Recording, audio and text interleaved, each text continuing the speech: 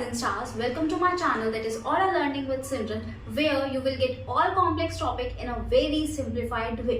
Today हम एक ऐसे ही complex topic के बारे में बात करने वाले हैं, क्लास 12 सॉल्यूशंस कॉलिगेटिव प्रॉपर्टी, जिसको मैं बहुत ही सिंप्लीफाइड वे में आपको समझाने वाली हूँ. Let's get started.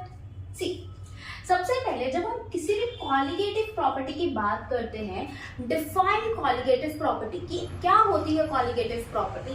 Colligative property वो होती है जो अमाउंट ऑफ सॉल्यूट पर डिपेंड करती है. किस पे डिपेंड करती है? अमाउंट ऑफ सॉल्यूट पे डिपेंड करती है, लेकिन उसके नेचर ऑफ सॉल्यूट पे इंडिपेंडेंट होते हैं, यानी कि नेचर ऑफ सॉल्यूट पे वो डिपेंड नहीं करते. सेकेंड लिखते हैं nature of solute.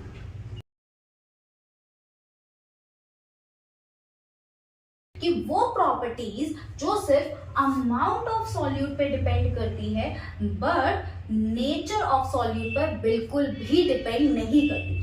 For example हम लेके चलते हैं कि एक क्लास है, बहुत ही सिंसियर बच्चों की क्लास है, ठीक है, और उसमें एक नॉटी बच्चा आ जाता है, तो उस एनवायरमेंट, जो क्लास का एनवायरमेंट होगा, वो थोड़ा सा डिस्टर्ब होगा नहीं होगा. सेम यही काम मेरा एक सॉल्यूट करता है कि बहुत ही अच्छा सॉल्वेंट जा रहा होता है अपने वेपर स्टेट के अंदर, बट फिर एंट्री होती है सॉल्यूट की, जो कि उस एनवायरमेंट को ऐसा बिगाड़ता है कि जो उसका वेपर प्रेशर होता है वो कम हो जाता है. और मैं कौन से सॉल्यूट की बात करूं? जो थोड़ा नॉटी हो, that is non volatile solute.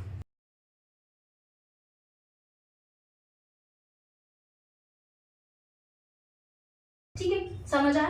यानी कि अमाउंट ऑफ सॉल्यूट पे डिपेंड करता है, बट उसके नेचर ऑफ सॉल्यूट पे डिपेंड नहीं करता. इट मींस वो कोई भी रिलीजन का उस पे डिपेंड नहीं करेगा, बट उसके अमाउंट पे डिपेंड करेगा कि एक नॉटी बच्चा है, दो नॉटी बच्चे हैं, बहुत सारे नॉटी बच्चे, तो उस वजह से उसका जो वेपर प्रेशर होगा सॉल्वेंट का, वो हमारा सॉल्यूशन से ज्यादा होगा. इट मींस सॉल्यूशन का जो वेपर प्रेशर होगा वो कम हो जाएगा, बट उसको बढ़ना चाहिए था, क्योंकि उसके अंदर तो सॉल्यूट और सॉल्वेंट दोनों इनटेक कर रहे हैं. बट जो नॉटी सॉल्वेंट है उसने उसके सरफेस को ऑक्यूपाई कर लिए, सो दैट अब जो सॉल्वेंट था वो वेपर स्टेट में जाना तो चाहता था, बट डिस्टर्बेंस क्रिएट हो गई. तो इसी वजह से जो प्योर का सॉल्वेंट का वेपर प्रेशर होता है वो बहुत ज्यादा होता है एज कंपेयर टू सॉल्यूशन का वेपर प्रेशर. ठीक है, अब हम इसी बारे में कॉलिगेटिव प्रॉपर्टी का फर्स्ट टॉपिक डिस्कस करने वाले हैं, that is elevation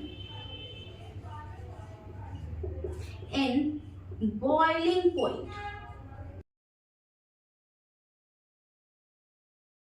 C, again हम इस कॉन्सेप्ट को अपने डेली लाइफ से कुछ रिलेट करने वाले हैं, जो कि थोड़ा इलॉजिकल सा एग्जांपल है. सी, अगर मेरा वेपर प्रेशर, ठीक है, वेपर प्रेशर सिर्फ सॉल्वेंट की बात करूं, यानी कि क्लास के अंदर सिर्फ बहुत ही सिंसियर स्टूडेंट्स प्रेजेंट है, तो टीचर का जो टेम्परेचर होता है वो भी नॉर्मल रहता है. ठीक है, और जैसे ही नॉटी स्टूडेंट्स आ जाते हैं वो अपनी शरारत शुरू करने लग जाते हैं, यानी कि थोड़ा नॉटीनेस क्रिएट कर लेते हैं, और हमारा जो एनवायरमेंट होता है, सिंसियर एनवायरमेंट, उसको थोड़ा सा डिस्टर्ब कर देते हैं, राइट.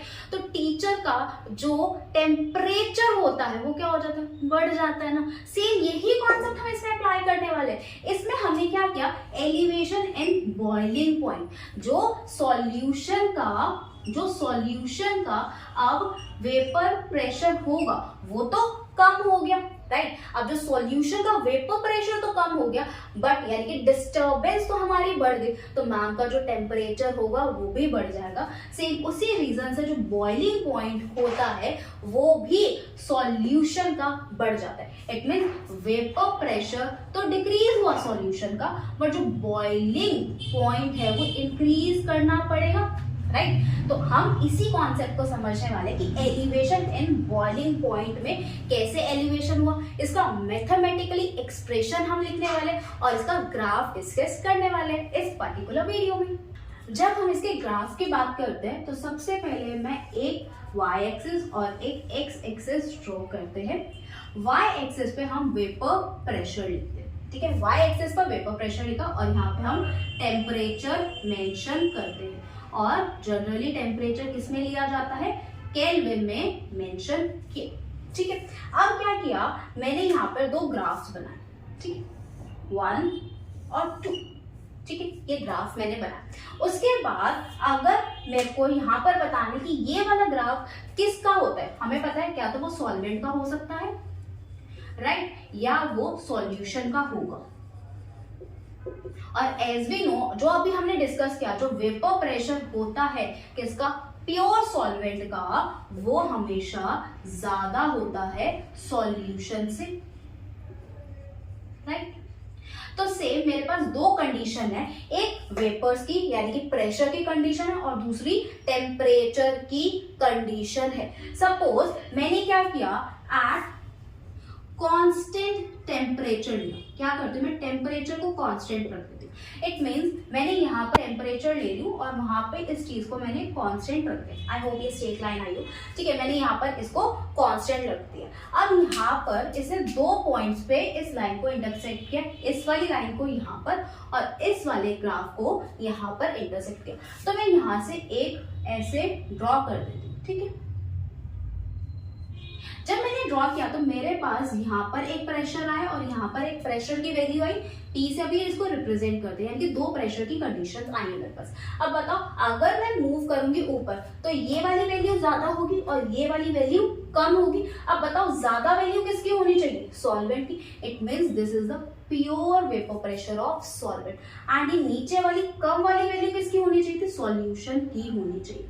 तो ये वाला ग्राफ, जो ऊपर वाला ग्राफ है, वो मेरे को प्योर सॉल्वेंट का ग्राफ मेंशन है और जो नीचे वाला है वो सॉल्यूशन का है, राइट।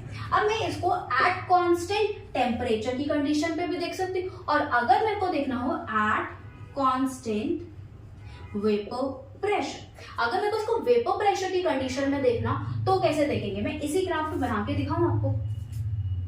सी, मैंने यहाँ पर एक लाइन ड्रॉ कर ली, ठीक है। अब यहाँ पर मैंने वेपर प्रेशर को कांस्टेंट ले लिया है, राइट। वेपर प्रेशर को जैसे ही मैंने कांस्टेंट लिया, आई थिंक थोड़ा सा गिच पिच हो जाएगा, मैं एक और बार बनाती हूँ। सी, अब हम क्या करने वाले, एट कांस्टेंट वेपर प्रेशर, तो मैं यहाँ पे एक कांस्टेंट वेपर प्रेशर की लाइन ड्रॉ कर देती हूँ, ठीक, मैंने यहाँ पे कर दी, इसको थोड़ा सा बढ़ा देते हैं, ठीक है। मैंने यहाँ पे कांस्टेंट वेपर प्रेशर की कंडीशन कर दी। अभी इसको यहाँ पर इंटरसेक्ट करना है और इस वाले को यहाँ पर इंटरसेक्ट करना है और मेरे को टेम्परेचर की वैल्यू निकालनी, तो मैं यहाँ पर अब एक वर्टिकल लाइन ड्रॉ कर देती हूँ, ठीक है। सेम यहाँ पर भी वर्टिकल लाइन मैंने ड्रॉ कर दी, ठीक है। इतनी चीज समझे। इट मींस यहाँ पर ये जो वैल्यू काट रही है वो कुछ टीबी होना चाहिए, यानी कि टेम्परेचर जहां पर वो बॉइलिंग की कंडीशन हो, टीबी की वैल्यू मैंने ली है, ओके। अब यहाँ पर एक चीज बताओ, क्योंकि मैं एलिवेशन एंड बॉइलिंग पॉइंट का कॉन्सेप्ट कर रहा तो यहाँ पर मैंने बी यहाँ पर मेंशन करा। अब मैंने क्या बोला था, जितना ज्यादा वेपर प्रेशर उतना कम उसका बॉइलिंग पॉइंट, राइट। और इसका मतलब कि अगर वेपर प्रेशर मेरा किसी भी सब्सटेंस का कम होगा तो उसका बॉइलिंग पॉइंट ज्यादा होगा, राइट। और अगर वेपर प्रेशर इसका ज्यादा है तो इसका बॉइलिंग पॉइंट कम होना चाहिए, राइट। तो इसका मतलब अगर मैं इसके रिस्पेक्ट पे, सॉल्वेंट के रिस्पेक्ट पे मैं TB की वैल्यू लिखती हूँ तो वो मेरी TB के सॉल्वेंट से कम होगी, TB के सॉल्यूशन से कम होगी, राइट। इसका मतलब जो टेम्परेचर है वो ज्यादा होगा किसका, सॉल्यूशन का। तो जो ये वाला ग्राफ इंडिकेट करता है वो सॉल्यूशन का ग्राफ इंडिकेट करता है और जो ये वाला ग्राफ इंडिकेट करता है वो प्योर सॉल्वेंट का इंडिकेट करता है। दैट्स व्हाई यहाँ पे TB नॉट की कंडीशन आ जाती है, ठीक है। नीचे समझे। और इसका मतलब जो ये चेंज इन टेम्परेचर आया है that is represented by delta TB। And delta TB क्या होता है, क्योंकि टेम्परेचर है, दिस इज बड़ा वाला एंड दिस इज छोटे वाला टेम्परेचर, तो मैं यहाँ पे लिख सकती हूँ delta TB is equals to TB solution का माइनस TB नॉट जो कि मेरा प्योर सॉल्वेंट का है। आई होप इतना कॉन्सेप्ट अभी तक आपको क्रिस्टल क्लियर हो।